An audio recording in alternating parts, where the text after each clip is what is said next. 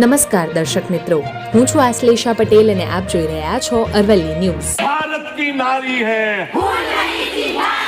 ये भारत की नारी है, इनकलाब जिंदाबाद। અરવલ્લીની 1442 સહિત રાજ્યની તમામ આંગણવાડી કેન્દ્રોમાં આજથી ઓનલાઈન કામગીરી નહીં કરવાના નિર્ણયને લઈ જિલ્લા વિકાસ અધિકારીએ નિવેદન આપ્યું હતું।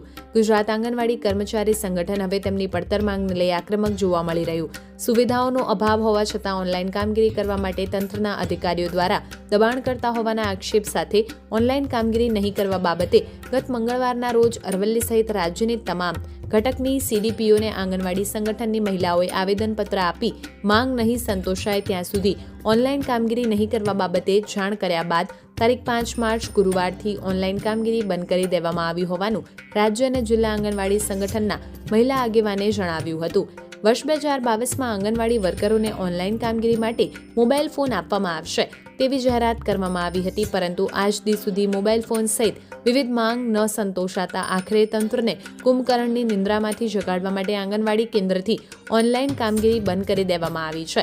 સંગમ અને કેવીટી સહિત 6 જેટલી એપ્લિકેશન ઉપર કામ કરવામાં આવતું હતું, પરંતુ સમગ્ર ગુજરાતમાં આંગણવાડી કેન્દ્રો સહિત અરવલ્લી જિલ્લામાં ઓનલાઈન કામગીરી બંધ કરી દેવામાં આવતા અરવલ્લી જિલ્લા વિકાસ અધિકારી આ બાબતે શું કહ્યું સાંભળો। વૈભવ રાઠોડ, અરવલ્લી ન્યૂઝ, મોડાસા।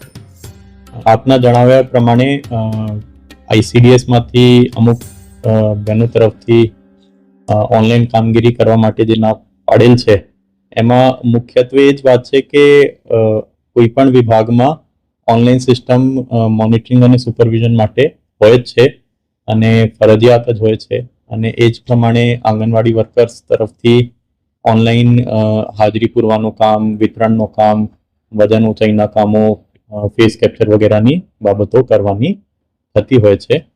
તો હાલના તબક્કે બીજા પણ અમુક જિલ્લાઓ સમેત અહીંયા પણ એવા સમાચાર છે, એટલે હવે મુખ્યત્વે તો નીતિ વિષયક બાબત હોય જેમની માંગણીઓ છે આપણે જોઈએ કેવી રીતે આગળ વસ્તુઓ વધે છે। બાકી ઓનલાઈન કામગીરી તો ચોક્કસપણે મોનિટરિંગ અને સુપરવિઝન માટે એક અગત્યનો ભાગ બદલતું હોય છે।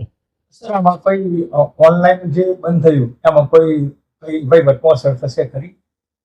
વહીવટમાં એટલે હવે કામગીરી તો ચાલુ જ રહેશે, આંગણવાડી કેન્દ્રો તો ચાલુ જ રહેશે અને લોકોને જે સુવિધા મળવાની છે એ બધી બાબતો ચાલુ જ રહેશે જ, એટલે એમાં કોઈ અત્યારે તો અમારા તરફથી કામગીરી બંધ કરવા માટે અથવા ઓનલાઈન કામગીરી બંધ કરવા માટે એવી બંને પ્રકારની કોઈ સૂચના નથી।